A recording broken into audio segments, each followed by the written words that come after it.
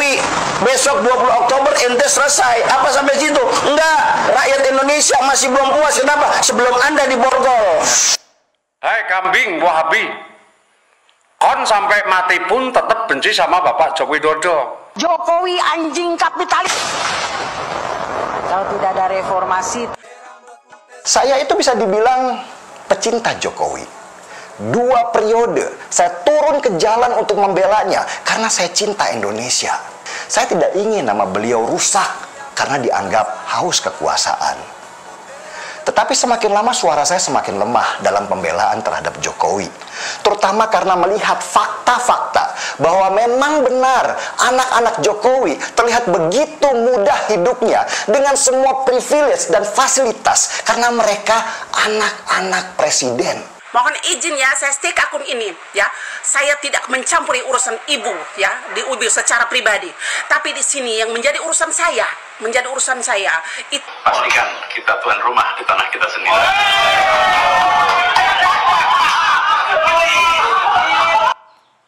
Minyak nyong-nyong mulai songong ya. Jakarta insya Allah karena kita domisili Jakarta, maka masing-masing kita akan menggerakkan untuk menjaga TPS. Kira-kira kata-kata apa yang pantas ya buat Jokowi? Udah habis kata-kata jelek buat dia. Masa gak sadar-sadar negara? Abah tidak butuh partai. Partailah yang butuh Abah. Itu ketua umum partai itu sakit banget loh mendengar ucapan anak Abah yang satu ini. Nih yang ini nih dengar nih. Nah, disitulah hebatnya namanya Abah Anies Baswedan. Gak punya partai tapi dicalonkan oleh partai. Kalau gubernur seperti di masa yang lalu punya agenda sendiri, banjir tidak tertangani, polusi semakin parah, kebersihan kota semakin hancur. Ya karena masyarakat melihat ada sesuatu yang tidak beres. Sesuatu yang tidak beres itu dilihat masyarakat secara kasat mata, haus kekuasaan itu. Anda bayangkan Gibran hari ini dilantik jadi wakil presiden misalnya, minggu depan dicalonkan. Yang jago bahasa Inggris, jago berkemampuan bahasa, dan lain sebagainya, berpengalaman menjadi gubernur, berpengalaman menjadi menteri, yang lain lepas buang jauh-jauh. Cari pemimpin yang ada gerakan perubahan di hatinya, perubahan di pikirannya, perubahan di tindakannya, yang sudah terbukti dan matang dalam kepemimpinan.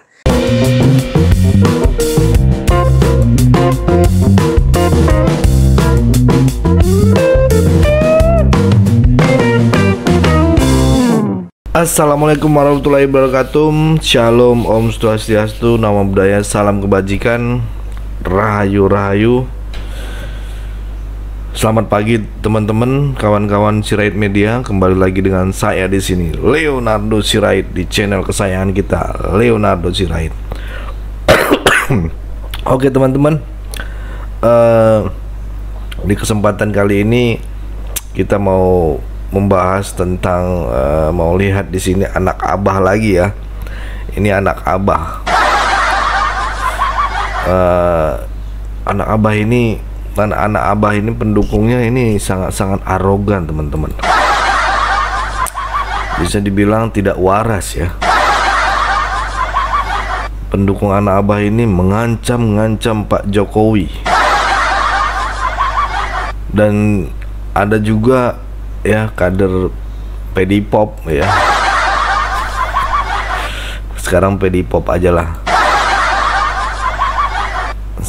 Karena kalau saya bilang lengkap, kemarin saya ditegur. Aduh, mengkritik gitu ya, dibilang mengkritik dan sebagainya. Itu kan partai udah lama. Oke. Jadi saya akan buat Pedipop gitu ya, Pedipop aja lah. Nah, kader-kader Pedipop ini mengatakan Pak Jokowi itu dengan mengatakan kata-kata kasar, kata-kata tidak sopan, miris ya. Kita coba ini harus kita publikasi sebenarnya.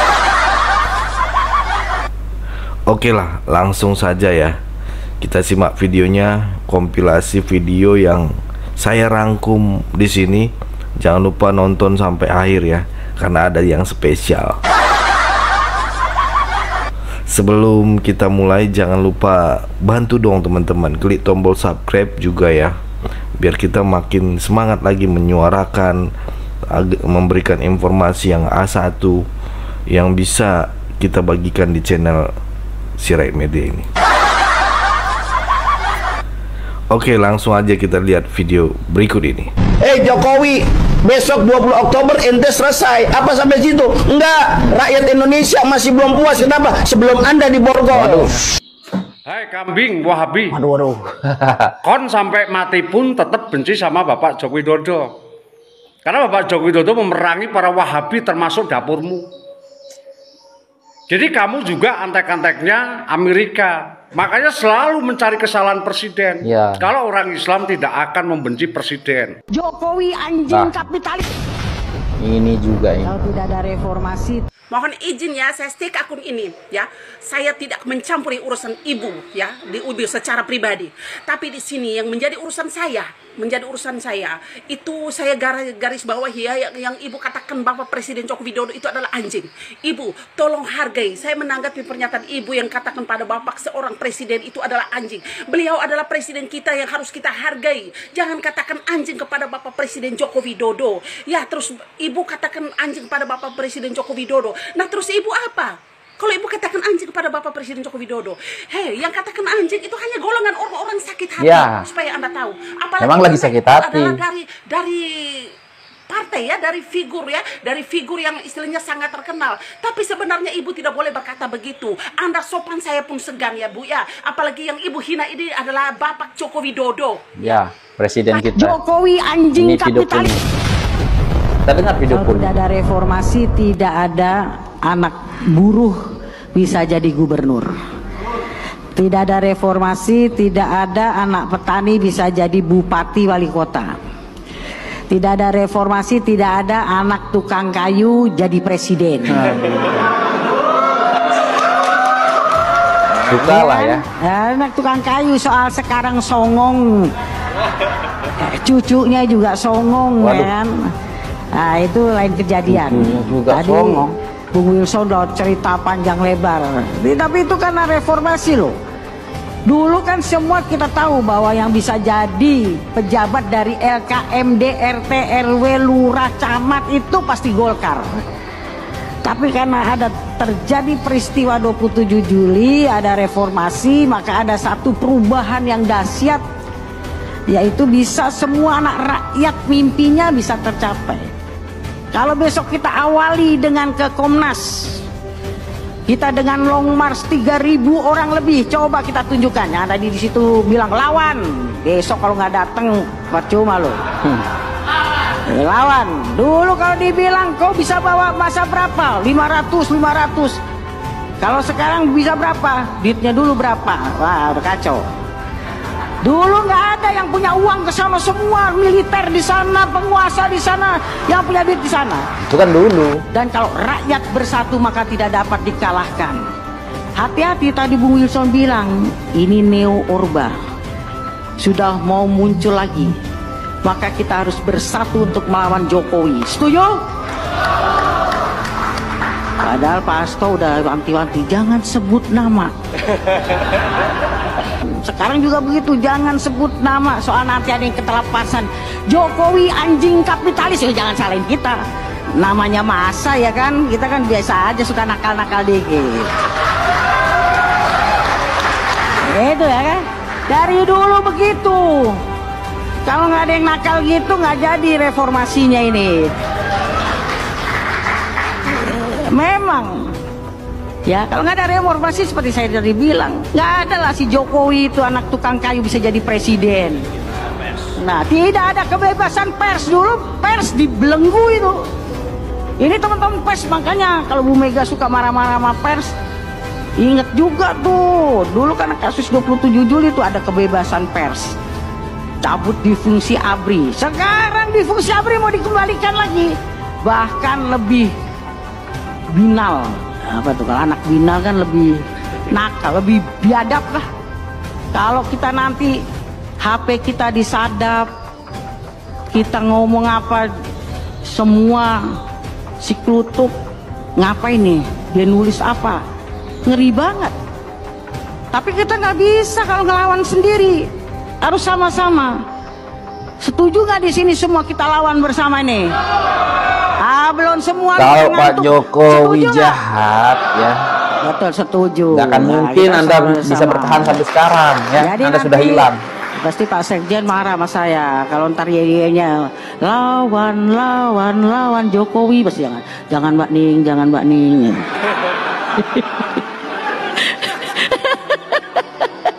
Kayaknya kita udah gregetan banget ya, masih Jokowi kurang ajar emang ada. Masa kita bilang kalau aku nggak apa-apa deh, pers bilang gitu, gue mah udah tanggung dari dulu yang masalah 65, Mbak Ning apalah, komunis apa, udah tanggung, udah bilangnya kata Ripka Ciptaning. Pak Jokowi. Coba kalau Pak Jokowi jahat, Anda tidak bisa ngomong sembarangan kan kayak saya gini bilang, kan? Siapa pembisik terakhir Jokowi? Ataupun... Bilang sama Jokowi, kan aku bilang itu. Nggak apa-apa, emang Jokowi udah lupa, salah minum obat apa bagaimana ya.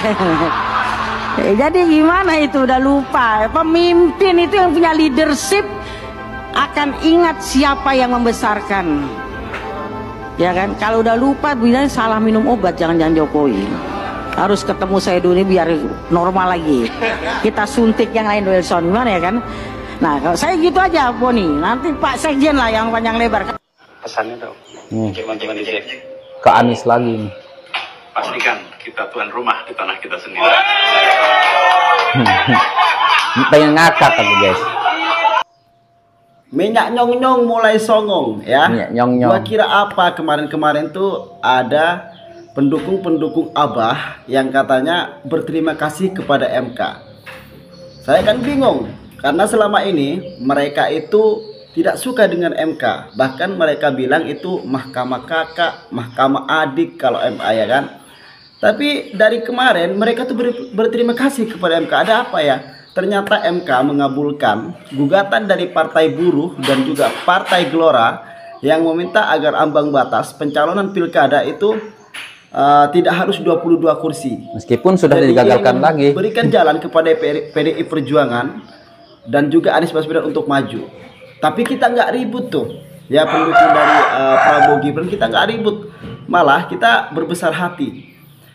Ya beda dengan kalian yang kemarin katanya memberikan jalan kepada Mas Gibran untuk menjadi wakil presiden dari Pak Prabowo. Kalian ribut kemarin, marah-marah, ya kan, mencaci maki. Tapi kita tidak tuh. Ini kan seakan-akan memang sudah memberikan jalan kepada PDI Perjuangan dan Anies untuk maju. Tapi kita tidak berprasangka buruk, ya kan?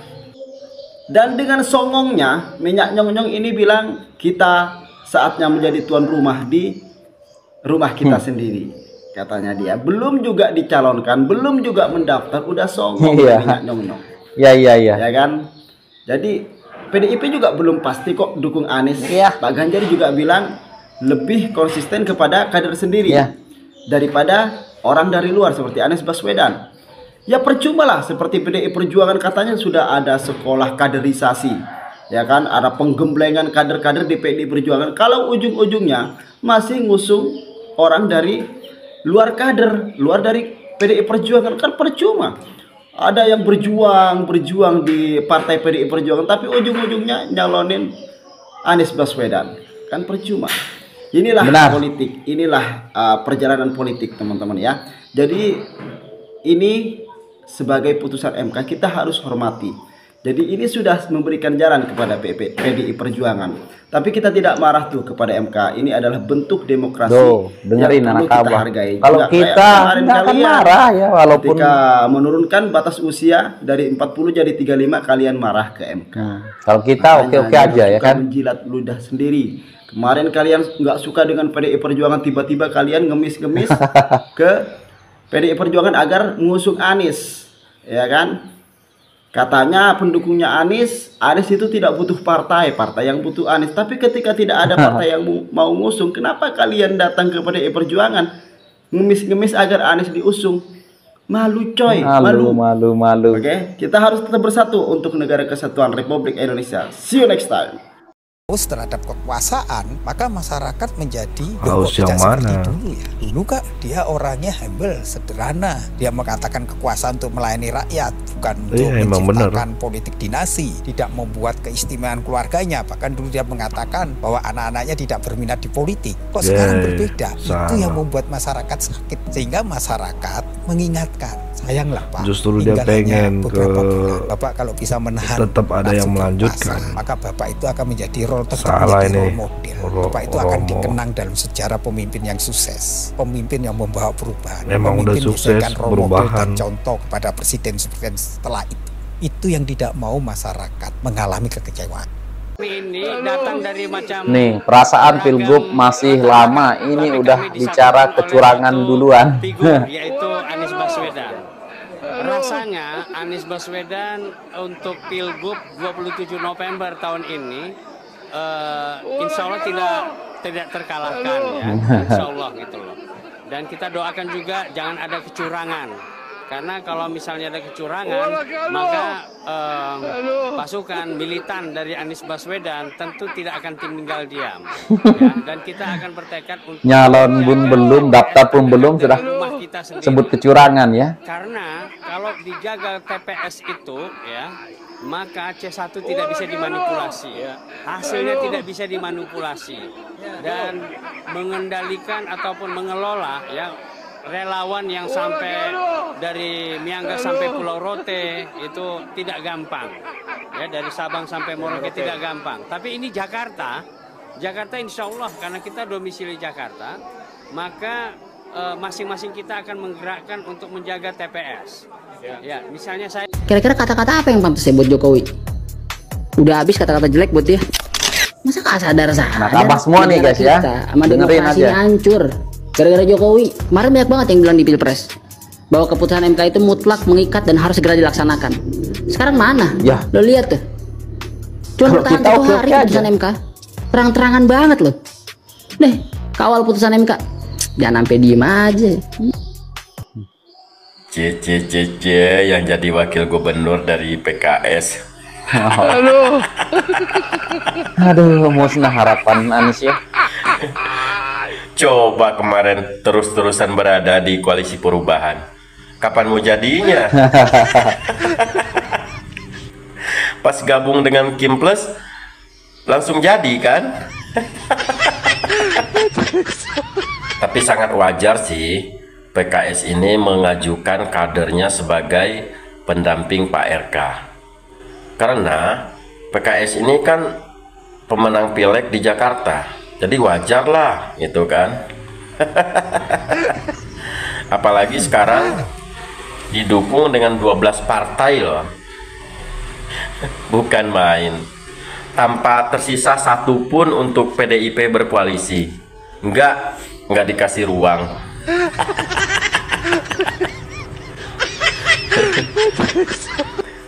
Yang saya kasihan itu anak Abah. Sangat. Dia tuh ekspektasi dia tuh udah tinggi banget gitu. Ya kan? Ujung-ujungnya. Jadi misalkan PKB tadi yang tinggal, jadi bisa tuh PDIP dengan PKB berkoalisi.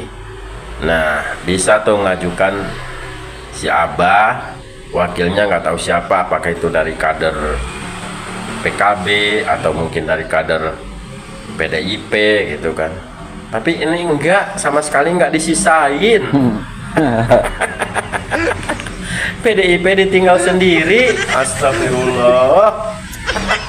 Itulah akibatnya ya kan, rendahin Jokowi, maki-maki Jokowi.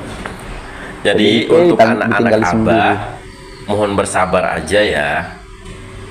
Ya, begitulah politik. Namanya juga politik, saya bilang. Jadi ini permainan politik ini. Iya. Nggak usah dianggap serius. Politik itu emang begitu. Kalau nggak mau menerima konsekuensi dari politik, ya jangan berpolitik gitu aja. Santai aja. Lagian ya anak-anak Abah sih kayaknya nggak serius banget gitu mendukung Abah. Kenapa saya bilang begitu? Kalau kalian serius mendukung Abah, kenapa Abah bisa kalah di Jakarta waktu Pilpres kemarin? Itu tandanya kalian nggak serius mendukung Abah gitu. kalian mendukung Abah itu hanya di dunia maya, bukan di dunia nyata. Buktinya di dunia nyata Abahnya keok di Jakarta. Itu makanya jangan gembor-gembor di media aja, buktiin di dunia nyata kayak kita gitu loh. Iya.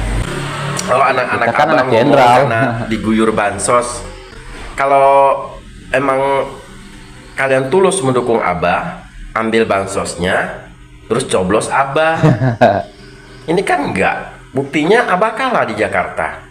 Jadi sebenarnya ini itu bukan salah Abah semata, bukan, salah kalian sebagai pendukung Abah. Apalagi ada statement begini nih, Abah tidak butuh partai, partailah yang butuh Abah. Itu ketua umum partai itu sakit banget loh mendengar ucapan anak Abah yang satu ini. Nih yang ini nih denger nih. Nah, disitulah hebatnya namanya Abah Anies Baswedan, nggak punya partai tapi dicalonkan oleh partai, ya beda. Emang ini beda ini, Pak Anies ini sosok yang sangat beda dari yang biasa. Yang biasa kan punya partai, tapi Pak Anies nggak punya partai, dia cuma punya otak cerdas sih. Sekarang pertanyaannya, mana yang lebih besar, Abah apa partai? Kalau Abah yang lebih besar dibanding partai, otomatis Abah benar, tanpa partai juga bisa gitu kan. Dengan ketentuan konstitusi kita harus mengikuti yang namanya, kalau mau maju sebagai gubernur atau calon gubernur harus melalui partai atau jalur perseorangan, yaitu jalur independen dengan mengumpulkan KTP begitu ya. Jadi sekali lagi untuk kalian para anak-anak Abah, mohon bersabar. Kalian harus tahu ini nih, setiap masa pasti ada orangnya dan setiap orang pasti ada masanya. Nah kalian harus ingat itu. Nah mungkin saat ini bukan masanya Abah, siapa tahu untuk kedepannya masanya Abah begitu. Jadi harus yakin yang seperti itu gitu ya. Jadi untuk sekarang kalau mau demo silahkan.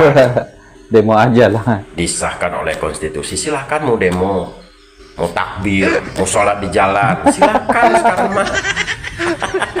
Aduh. Oke, salam sehat ya untuk anak-anak Abah ya, jangan rewel. Pak Anies lebih besar dari PDIP. Pak Anies tidak butuh partai.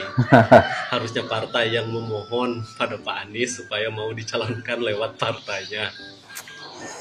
Partai akan terkatrol namanya oleh kebesaran Pak Anies. Ini masih sempet-sempetnya anak Abah menyombongkan. Iya. Masih sempat-sempatnya. Gitu. Hey, tidak tepat waktunya. Ngobrol dulu sama PDIP. Sekarang datang dulu ke kantor PDIP, minta dukungan untuk Abahmu. Karena PDIP sekarang ujung tombak supaya Abahmu bisa mencalonkan diri sebagai calon gubernur Jakarta. Jadi belum waktunya untuk menyombongkan diri. Ini belum apa-apa.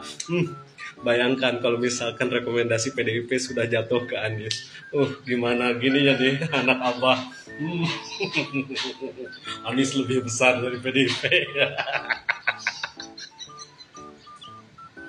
Sekarang pikirkan bagaimana caranya supaya rekomendasi dari PDIP itu jatuh kepada Anies. Karena kalau misalkan jatuh ke yang lain, misal ini mah jatuh kepada Ahok atau jatuh kepada Jarot, Risma, Abahmu wassalam, gak bisa nyalonin.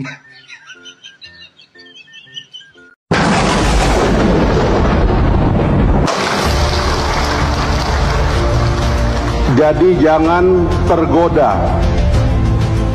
Gubernur menurut undang-undang kita dan menurut sistem pemerintahan kita adalah kepanjangan tangan dari Presiden Republik Indonesia, dari pemerintah pusat. tugasnya adalah menjadi pelaksana program pusat, agenda pusat. Kalau gubernur seperti di masa yang lalu punya agenda sendiri, banjir tidak tertangani, polusi semakin parah, kebersihan kota semakin hancur, dan isu-isu lokal yang menjadi hak warga Jakarta terabaikan. Inilah yang saya bilang sebagai rindu. Jadi tolong ini dicamkan dan mudah-mudahan ini jadi niat kita supaya rekonsiliasi kita berlanjut. Tidak ada yang sebaik Pak Ridwan Kamil memimpin Jakarta hari ini. Dia kurator IKN kita. Dia seorang arsitek yang mumpuni, pernah memimpin kota Bandung, salah satu kota besar di Indonesia, memimpin Jawa Barat, dan sekarang kita diberi anugerah oleh Allah. Dia akan memimpin transformasi Jakarta dari ibu kota menjadi kota yang tadi dikatakan oleh Sekjen Golkar, kota bisnis atau kota apapun. Banyak jejak perjuangan di sini yang harus dibungkus menjadi ingatan bersama bangsa Indonesia. Sekali lagi terima kasih kepada semuanya. Mudah-mudahan momen rekonsiliasi dilanjutkan dan kepemimpinan Indonesia menjadi superpower baru, menjadi pemain global, akan kita lancarkan dengan rekonsiliasi besar ini. Terima kasih Pak Muzani, terima kasih Pak Sehu dan kawan-kawan. Misalnya gini, saya tanya, kalau ada satu partai sudah 2 kali menang pemilu, terus hari ini mau hat-trick menang pemilu lagi, haus kekuasaan nggak?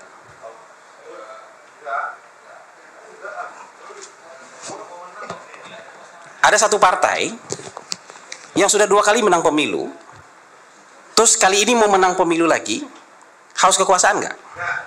Nggak haus kekuasaan, boleh? Boleh kan? Jadi kalau ada Pak Jokowi, sudah 2 periode dia jadi presiden, dia kan nggak bisa jadi presiden lagi.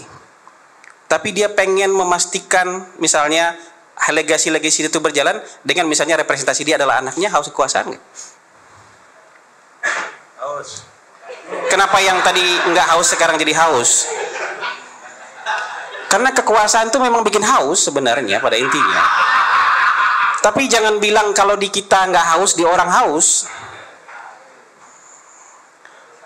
Lebih ini lagi tuh kalau Pak Prabowo udah 3 kali haus kekuasaan banget karena udah 2 kali kalah masih mau jadi capres. Orang dia belum pernah menang dibilang haus.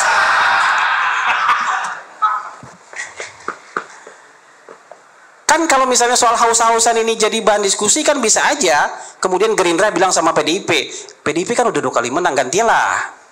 Udah hari ini kalah aja, kami aja yang menang. Kan udah 2 kali jadi penguasa. Kali ini kami aja yang menang. Ini kalau pertanyaan soal haus kekuasaan. Jadi menurut saya orang mungkin memang dengan mudah ya mencap misalnya kalau orang dilanjutkan oleh mungkin anak, oleh siapa itu haus kekuasaan. Ya tapi itu silakan. Tapi saya ingin mendudukkan pada tempat yang benar aja. Menurut saya soal kekuasaan tuh orang akan fight untuk ada dalam kekuasaan apapun bentuknya. Misalnya begini. Mungkin bukan dia lagi yang melanjutkan, mungkin bukan anaknya, tapi orang yang dia percaya. Orang yang sangat dia percaya. Da Silva itu 2 periode dia nggak kasih lagi ke orang lain waktu itu. Tapi Menteri Keuangan yang dia percaya, siapa namanya yang perempuan itu? Bukan, waktu Da Silva. Lula Da Silva, habis itu Menteri Keuangan yang percaya, terkenal kok. Ini bukan Dilma Rousseff ya? Dilma Rousseff. Dilma Rousseff. Bukan dia, bukan anaknya, tapi orang yang sangat dia percaya. Untuk apa? Untuk menjamin legasi dia dilanjutkan. Belum tentu berhasil. Tapi pikiran itu selalu ada. Jadi buat saya ini bukan soal haus kekuasaan, karena partai yang sudah 2 kali menang pemilu pun pengen menang pemilu lagi. Ya, begitulah teman-teman ya. Kalian komen di kolom komentar yang harus kalian komentari. Saya kasih persilahkan kawan-kawan penuhi kolom komentar. Ya. Dan ingat teman-teman, satu pesan saya. Ya, jangan mau kita diajak demo. Jangan mau kita diadu domba. Tetap jaga persatuan Indonesia. kita jangan tergiring opini-opini yang nggak jelas ya teman-teman ya. Sekarang ini makin banyak nanti opini-opini yang tidak jelas teman-teman, ingin memecah belah persatuan dan kesatuan bangsa. Selalu bijak dalam berbuat, waspada ya, waspada teman-teman, dengan adu domba yang mana mereka tidak ingin Indonesia itu maju teman-teman ya, tidak ingin Indonesia itu tentram dan damai, tidak ingin mereka dikritik gitu, tapi menghujat Pak Jokowi bisa. Ini yang kocak teman-teman ya. Buang jauh-jauh rasa sifat iri itu ya teman-teman, dengki, apalagi menghina. Kita lihat sendiri kinerja para presiden kita ini udah bagus gitu loh, ngapain gitu ya, udah meningkat gitu loh, ngapain di demo-demo. Itu yang saya bingung teman. Apalagi nih Mas Inton ini, aduh,